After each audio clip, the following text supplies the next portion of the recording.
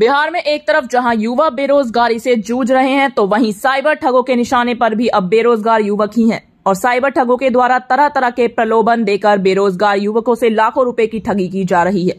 ऐसा ही एक मामला बेगूसराय से सामने आ रहा है, जहां नेशनल चाइल्ड एजुकेशन केयर के नाम पर पूरे जिले में तकरीबन 150 से 200 युवकों को बहाल किया गया है और नौकरी के नाम पर 30,000 से लेकर 1.5 लाख तक की उगाही की गई है और महज कुछ ही दिनों के बाद यह संस्था फरार हो गई। दूसरी ओर पीड़ित युवकों के द्वारा बताया जा रहा है कि उक्त संस्था के तार उड़ीसा से लेकर कई हिंदी भाषी और राज्य तक फैला हुए हैं और हजारों की संख्या में बेरोजगार युवकों को चूना लगाया गया है।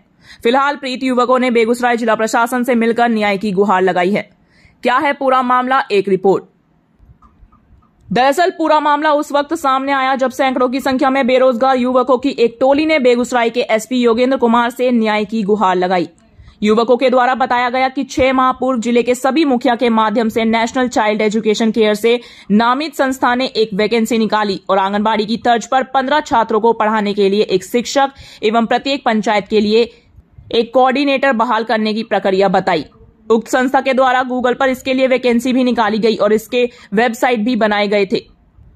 गूगल पर सर्च करने के बाद अधिकांश छात्रों को विश्वास हो गया कि यह सरकारी संस्था है, तब उन्होंने इसके लिए आवेदन दिया। आवेदन के बाद संस्था के द्वारा डिजिटल मीटिंग के माध्यम से सभी अभ्यर्थियों का साक्षात्कार भी किया गया और फिर ज्वाइनिंग के नाम पर 30,000 से लेकर 1.5 लाख तक रुपए वसूले गए।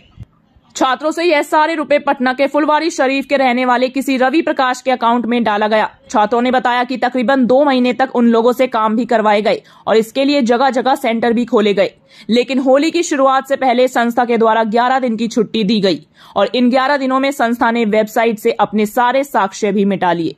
अभ्यर्थियों ने बताया कि संस्था का मुख्य कार्यालय उड़ीसा बताया जा रहा है। जब छात्रों को यह आभास हुआ कि संस्था के द्वारा बिहार, झारखंड सहित कई राज्यों में करोड़ों के चूने लगाए जा चुके हैं, तब बेगूसराय के अभ्यर्थियों ने बेगूसराय जिला प्रशासन के समक्ष मामले में बेगूसराय के सांसद प्रतिनिधि सह अधिवक्ता अमरेंद्र कुमार अमर ने कहा है कि इतने बड़े पैमाने पर इस फ्रॉड को अंजाम दिया गया है और इसके लिए निर्वाचित जनप्रतिनिधि मुखिया को भी लक्ष्य किया गया है और इतने लंबे समय तक आंगनबाड़ी के समकक्ष एक संस्था चल रही और जिला प्रशासन को कानो कान भनक तक नहीं हुई। इससे ऐसा प्रतीत होता है कि उक्त मामले में कहीं न कहीं बाल विकास परियोजना सहित शिक्षा विभाग भी शामिल है। अमरेंद्र कुमार अमर ने उच्च स्तरीय जांच की मांग की है, लेकिन मामला संज्ञान में आने के बाद बेगूसराय के एसपी योगेंद्र कुमार ने तत्काल एक्शन लेते हुए सर्किल इंस्पेक्टर को जांच का जिम्मा दिया है तथा निर्देश दिया है कि एक टीम का गठन कर जल्द से जल्द उच्च स्तरीय जांच की जाए, जिससे कि उक्त मामले में दूध का दूध और पानी का पानी हो सके। एसपी योगेंद्र कुमार ने आश्वासन दिया है कि जल्द ही पूरे मामले का खुलासा कर लिया जाएगा। ये मुखिया जी को जरिया बना करके सभी पंचायत में, बिहार के जितने भी पंचायत हैं सभी में मुखिया को जरिया बनाया गया है और national child education centre Cuttack Orissa की तरफ से आया था ये जॉब का ऑफर। हम लोगों से सबसे कुछ पैसे का डिमांड किया गया, सब लोगों ने मिलकर डिमांड में पूरा किया। कुछ महीने तक संस्था चला, कुछ लोगों को पेमेंट भी आया। पेमेंट आने के बाद होली का छुट्टी मिला और कुछ दिन से ये संस्था चली गई। सारा वेबसाइट पर से इसका सारा नामो निशान खत्म हो गया, जितना भी फ़ोन नंबर कॉल आता था वो सारा बंद हो गया। टीचर और कोऑर्डिनेटर का, हम कोऑर्डिनेटर थे उसमें, ठीक है। प्रत्येक पंचायत में एक कोऑर्डिनेटर होते थे और प्रत्येक वार्ड में एक टीचर होते थे और टीचर पढ़ाते थे। 15 बच्चों का इसमें था प्रावधान। 15 बच्चों के पढ़ाने का सारा खर्च NCEC की तरफ से मिलता था, नेशनल चाइल्ड एजुकेशन सेंटर। ये छोटे बच्चे को 3 साल से लेकर 7 साल तक के बच्चे को पढ़ाया जाता था। उनके सारे खर्च, पोषाहार का पैसा बताया गया था कि पोषाहार का पैसा आएगा, बच्चों को खाने पीने का पैसा आएगा। वो सब फॉर्म भी फिलअप हुआ, लेकिन उसके बाद फॉर्म फिलअप होने के कुछ दिन बाद से ये सारा चीज़ खत्म हुआ। ज्वाइनिंग लेटर डाक के माध्यम से आया। हाँ, गवर्नमेंट पेपर उसमें था। गवर्नमेंट पेपर में सत्यमेव जयते का, अशोक स्तंभ का सारा लोगो बना हुआ था। गवर्नमेंट पेपर था उसमें। सबसे जितना संभव हो सके मिनिमम 35,000 लिया और ज़्यादा से ज़्यादा 1.5 लाख रुपये तक सब आदमी से लिया। में लगभग अभी हम लोग तो ज़्यादा नहीं कर सकते हैं, लेकिन बेगूसराय में लगभग 150 आदमी है। बिहार में लगभग 5-6 हज़ार आदमी से कम नहीं होगा। ये उड़ीसा में इसका बड़ा नेटवर्क है। अभी भी हम लोग सर्च करते हैं गूगल पे, मैप पे, national child education centre Cuttack Orissa में दिखा रहा है। क्या मुखिया के लेटर है, मुखिया के लेटर के बारे में हम लोग फॉर्म भरे हैं और उसके तहत नेशनल चाइल्ड एजुकेशन सेंटर के। हाँ, तो क्या उसके बाद फिर क्या हुआ? उसके बाद 35,000 रुपया और 65,000 रुपया लिया है। और हम लोग 15 दिन जॉब किए और उसके बाद कंपनी का ना किसी कॉल लग रहा है ना किसी वेबसाइट खुल रहा है, सबका वेबसाइट सरकारी जॉब के नाम पे पैसा ठगी करके भाग गया है। हाँ, क्या हुआ था पूरा? हम लोगों का क्या था कि जो नेशनल चाइल्ड एजुकेशन सेंटर जो है ये सेंट्रल गवर्नमेंट की है, ठीक है। सेंट्रल गवर्नमेंट के नाम पे हम लोग सोचे सेंट्रल गवर्नमेंट का है कुछ भी दे, तो बिहार में बेरोजगारी की इतना समस्या है, तो रोजगार कितना मिल गया तो हम लोग भरण पोषण सोचे करते हैं। हाँ, तो फिर क्या हुआ? उसके बाद क्या हुआ कि हम 2 मंथ जॉब किए हैं, 1 मंथ का सैलरी मिला, उसके बाद जब दूसरे मंथ का जब हो गया तो हम सैलरी नहीं आया, उसके हम लोग चर्चा किया तो पता चला साइट सब बंद हो गया, सब काम खराब हो गया।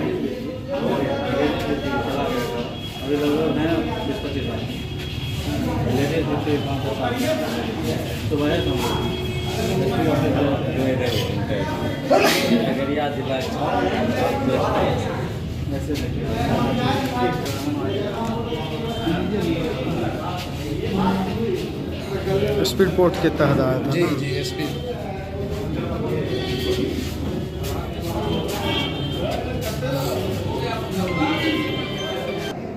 हमें लगता है कि बिहार में आंगनबाड़ी के तर्ज पर एक बड़े फ्रॉड को अंजाम दिया गया और इसमें पंचायती राज के प्रधान मुखिया को केंद्र बनाया गया और मुखिया के माध्यम से ये फॉर्म वितरित कराया गया और इसमें हमें लगता है कि बेगूसराय में सैकड़ों लोग हैं और बिहार में तो हजारों लोग हों जो राष्ट्रीय बाल विकास संस्थान के नाम पर इस फ्रॉड को अंजाम दिया गया है और इसमें भारत सरकार के लोगो, जो बिहार सरकार का लोगो है वो भी लगाया गया है।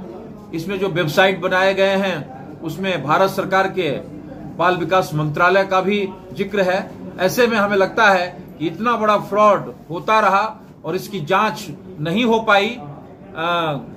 जिला के स्तर पर भी जो बाल विकास पदाधिकारी थे या जो अन्य अधिकारी थे या जो पंचायती राज अधिकारी थे या ब्लॉकों में बैठा हुआ बीडीओ था, सीओ था, उसने भी सुधि नहीं ली कि एक निर्वाचित प्रतिनिधि जो मुखिया होता है उसके माध्यम से उसको विश्वास में लेकर इस सैकड़ों लोगों को फ्रॉड में शामिल किया गया। उनसे 30-35 हजार से लेकर लाख रुपए तक वसूले गए और उन्हें झांसा देकर उनके सेंटर्स भी खुलवाए गए और बाद में उन लोगों को होली के पहले कुछ वेतन की राशि भी दी गई।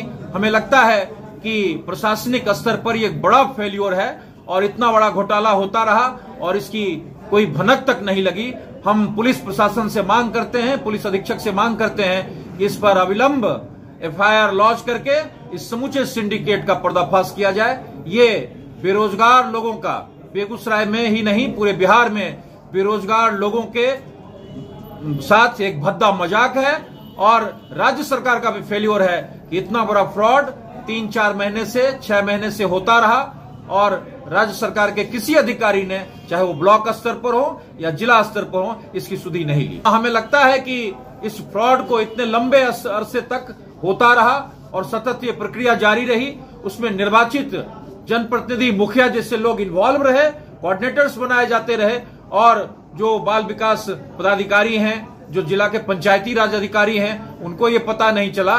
तो हमें लगता है कि बड़े सिंडिकेट में ये लोग भी शामिल हो सकते हैं। इसीलिए इन तथ्यों की जांच में इन लोगों पर भी जांच कराई जाए कि इतना बड़ा सिंडिकेट लगातार कैसे चलता रहा। इस नेशनल चाइल्ड एजुकेशन सेंटर को उड़ीसा में केंद्रित बताया गया है और लगता है कि उड़ीसा के साथ बिहार और ऐसे हिंदी बेल्ट, झारखंड जैसे हिंदी बेल्ट को टारगेट किया गया है और एक फ्रॉड के तहत इन सारे क्षेत्रों में फ्रॉड किया गया है। हमें लगता है कि करोड़ों का न्यारा ब्यारा है और उन लोगों के साथ मजाक है जो बेरोजगारी की मार झेल रहे हैं। उनको विश्वास में लेकर, उनको पंचायत के प्रतिनिधियों के साथ विश्वास में लेकर, झांसा में लेकर ये फ्रॉड किया गया। और दुर्भाग्य ये है कि जो पंचायती राज पदाधिकारी हैं, जो बाल विकास पदाधिकारी हैं, जो आंगनबाड़ी की देख रेख करते हैं, जो डीपीओ है, उन लोगों ने इसके बारे में कहीं कोई शिकायत नहीं की, इसके बारे में कोई सुधि नहीं लिया कि आंगनबाड़ी के पैरेलल कोई दूसरा केंद्र चल रहा है और आपने इसकी तरफ ध्यान नहीं दिया। इसका साफ अर्थ है कि ये लोग भी इस फ्रॉड के मिली भगत में शामिल थे और इसमें फ्रॉड में लगातार बराबर के हिस्सेदार थे। ये मामला कल जनता दरबार में संज्ञान में आया था। ये सारे लोग मुझसे मिले थे और इसमें प्रथम दृष्टि ऐसा लग रहा है कि नौकरी दिलाने के नाम पे कोई गैंग है जिसने लोगों से ठगी की है। ये गैंग काफ़ी लोगों को इसने ठगा है, ये बात भी पता चली है। तो इसकी संपूर्ण जांच करने के लिए सर्किल इंस्पेक्टर को मैंने जिम्मेदारी दी है, उनके द्वारा जांच की जा रही है। एक बार जांच पूरी हो जाए उसके बाद हम लोग इसमें विधि सम्मत कार्रवाई सभी पे करेंगे। हो सकता है इसमें जिस टाइप से कल उन लोगों ने बातें बताई हैं तो ऐसा प्रतीत हो रहा है कि कई राज्यों में, कई जिलों में, कई लोगों से इन्होंने ठगी की है। तो इसकी पूरी जांच करानी जरूरी है। एक बार जांच पूरी हो जाए उसके बाद हम इसमें और आगे बता पाएंगे।